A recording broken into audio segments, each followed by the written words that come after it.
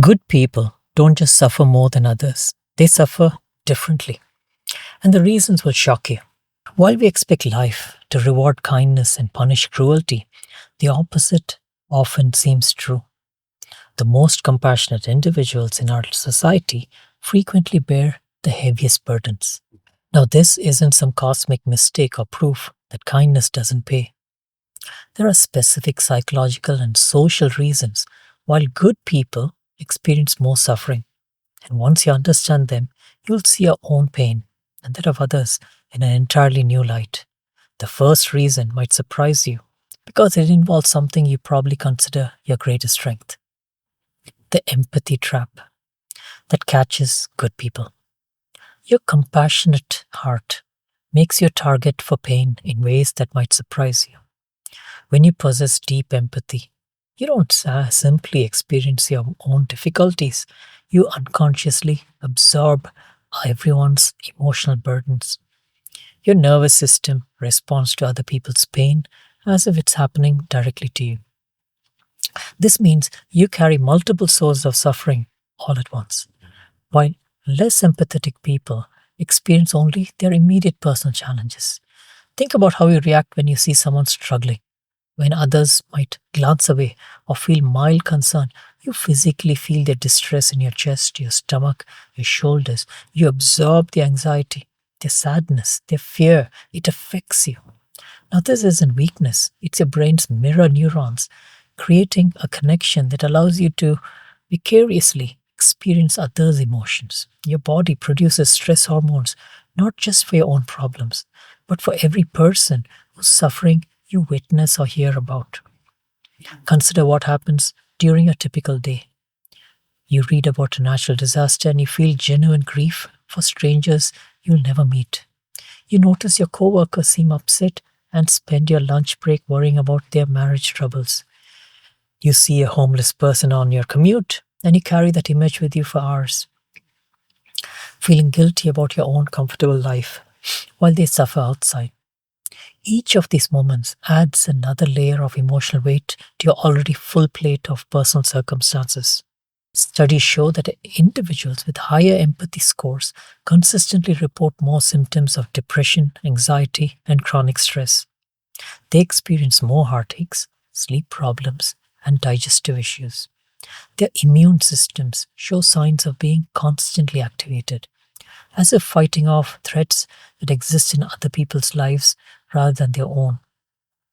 These highly empathetic people literally weigh down their bodies by feeling too much for others.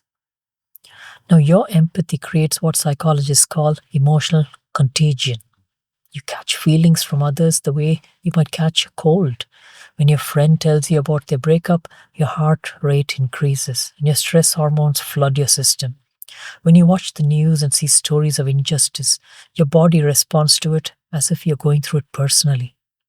This biological response happens automatically, without your conscious permission, leaving you emotionally exhausted by experiences that aren't even your own. Meanwhile, people with lower empathy levels walk through the same world without picking up any of these emotional burdens. They can compartmentalize other people's problems, focusing only on their immediate concerns. They don't lose sleep over distant suffering or feel physically ill when witnessing deep injustice or unfairness. Now, this isn't necessarily callousness. It's emotional self preservation that allows them to function without being overwhelmed by the world's pain. You might wonder why human nature would create such a seemingly harmful trait. High empathy serves important social functions. It builds strong communities, promotes cooperation, and drives people to help others. But in our modern world, where we are exposed to suffering from around the globe through news and social media, this ancient survival mechanism becomes too overwhelming for us. Your brain wasn't designed to process the pain of millions of people. Yet that's exactly what happens when you scroll through social media and watch the evening news. The weight of carrying everyone else's emotional baggage explains why you often feel drained, even when your own life may be going well. You might have a good job, loving relationship, decent health, yet feel constantly exhausted. This confusion makes sense when you realize you're not just managing your own emotional state, you're unconsciously managing dozens of other people's. Your greatest strength as a human being, your ability to deeply connect with another, becomes the source of your most persistent suffering. This creates a painful irony where the very quality that makes you valuable to society also makes you vulnerable to constant emotional overwhelm. You suffer because you care more, and you care more because your brain is wired to feel deeply. But this emotional depth reveals something even more significant about why good people experience such intense pain. It's not just about feeling others' emotions, it's about how your internal standards create an entirely different relationship with the world around you. Why your high standards create more pain? Let's talk about that. When you maintain high moral standards, you create a constant source of disappointment that people with flexible ethics never experience. You see, your brain operates with a clear picture of how things should work. People should be honest, fair, and kind to each other. Organizations should operate with integrity. Leaders should tell the truth. When reality fails to match these expectations, as basic as you may think, you experience something psychologists call moral injury. That is the distress that arises when your core moral beliefs are violated. Now, this isn't just feeling disappointed when someone breaks a promise. Moral injury cuts deeper than that because it represents a fundamental betrayal of your beliefs about how humans should be treating each other. When you witness someone cutting in line while elderly people wait patiently, your entire nervous system responds as if you've been personally attacked. When you see a politician making promises they clearly don't intend to keep after elections are over, in your chest you go beyond that and you've experienced something very frustrating. When you watch someone be cruel to an animal or dismiss another person's suffering, that sick feeling in your stomach represents your moral standards colliding head on with reality. People with looser ethical boundaries don't experience any of these things because they've already adjusted their expectations to match what they see around them. They expect politicians to lie, so they're not shocked when it happens. They assume people will cheat when they can get away with it, so they're not wounded when they witness dishonesty. They made their peace with the fact that the world will contain cruelty and unfairness, which means they don't carry the constant emotional burden of being surprised with very bad and cruel human behavior. You suffer more precisely because you refuse to lower your standards to match the people's or the world's current realities. This creates a painful cycle where your goodness becomes a source of ongoing distress. Every day brings fresh evidence that the world falls short of your ideals, and every instance of witnessing this gap between what should be and what actually is creates another small wound in your psyche. These wounds accumulate over time, like small cuts opening up, leaving you feeling chronically disappointed and emotionally drained. Your perfectionist tendencies make this suffering even more intense. You don't just want things to be better, you believe they should be perfect, or at least much more closer to perfect than they are at the moment. Now, this creates cognitive dissonance, a state of mental discomfort that occurs when your beliefs about how the world should work conflict with the evidence of how actually it is working. Your brain struggles to reconcile these opposing realities, creating ongoing stress and anxiety for you that people with lower standards don't experience at all.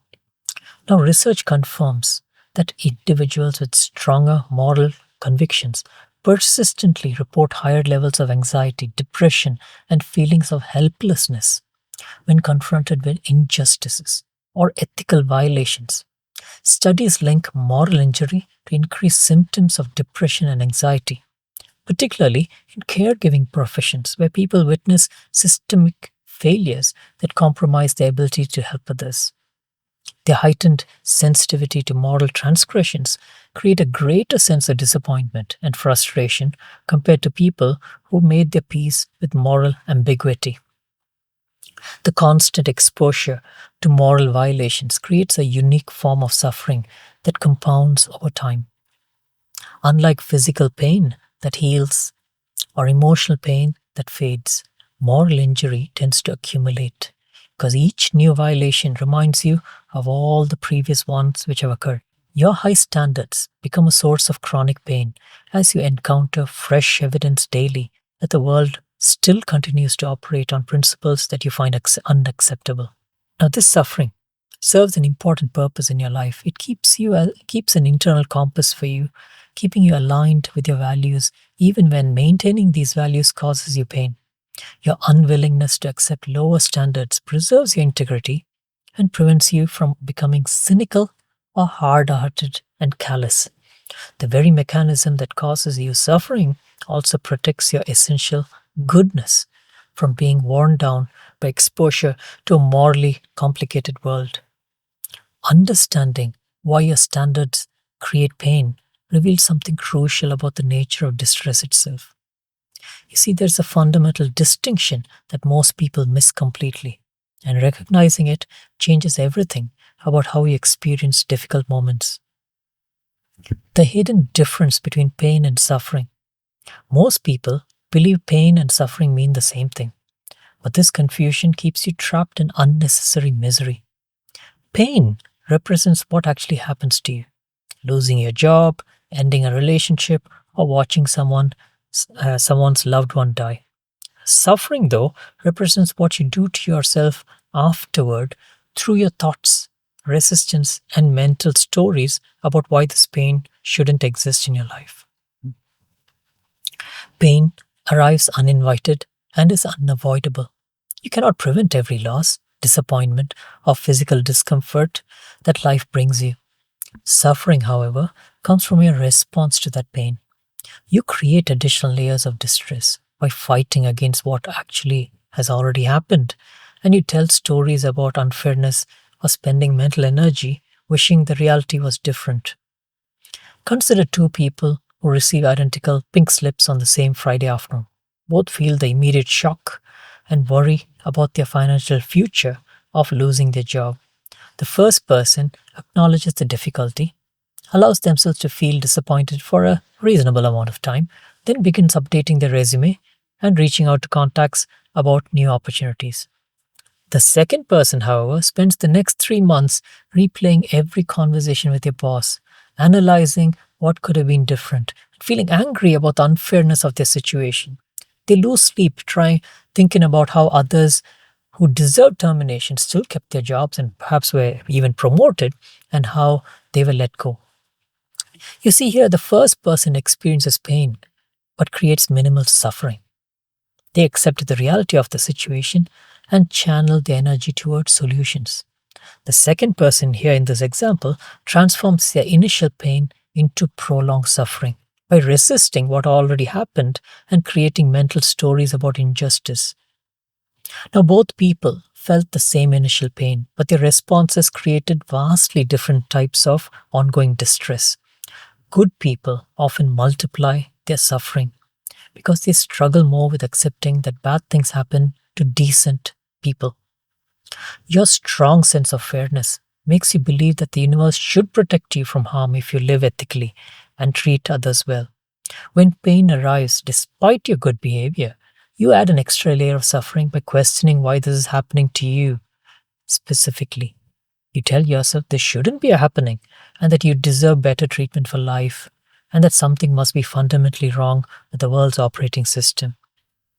Your resistance takes many forms that you may not recognize as self created suffering. You replay conversations where people hurt you, imagining what you should have said. You spend hours thinking about how different your life would be if certain painful events had not occurred to you.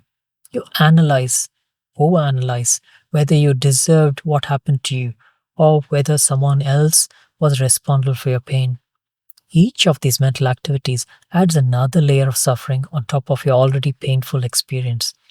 This resistance explains why some people bounce back from tragedy while others remain stuck in suffering years on later. The difference isn't that some people are naturally stronger or more resilient. The difference lies in their relationship with pain itself. People who recover more quickly have learned to experience their pain without fighting against its existence or creating elaborate mental stories about why it shouldn't be happening. CBT, or cognitive behavior therapy, identifies specific thought patterns that transform pain into prolonged suffering. Catastrophizing makes you imagine the worst possible outcomes from current painful situations. Rumination keeps you replaying the same painful thoughts over and over without reaching any resolution. Personalization makes you blame yourself for painful events beyond your control. Each of these mental habits multiply your original pain through unnecessary psychological processing. The breakthrough moment arrives when you realize that while you cannot always control what painful experiences enter your life, you possess complete control over how much additional suffering you create through your own mental responses to it. You can choose to feel your pain without adding commentary about its unfairness. You can experience disappointment without creating stories about how your life should be different. Learning to experience pain without creating additional suffering resembles learning to swim with the river's current instead of fighting against the water's natural flow. The current exists regardless of your preferences, but your response determines whether you move through it efficiently or struggle until exhaustion. This fundamental shift in how you relate to painful experiences can transform everything about how you move through difficult periods in your life. Understanding this distinction gives you the power to choose your response when pain inevitably arrives. You see, finally, your heightened response to the world's pain shows your value of connection and fairness deeply, a trait which research links with stronger social bonds, even if it brings emotional costs. Your empathy and your high standards create more suffering because you care deeply about others and refuse to accept a broken world as normal. The next time you feel overwhelmed by pain, remember that you have a choice between experiencing it or multiplying it through resistance. And that choice will determine whether your suffering becomes wisdom or just more pain. Start today by noticing one moment when you're battling against reality. Then pause and try to accept it instead. If this perspective resonated with you, share one way you found acceptance of pain in your comments and one strategy which you found useful in preventing you from turning pain into suffering. And I'd like to hear from you. Thank you.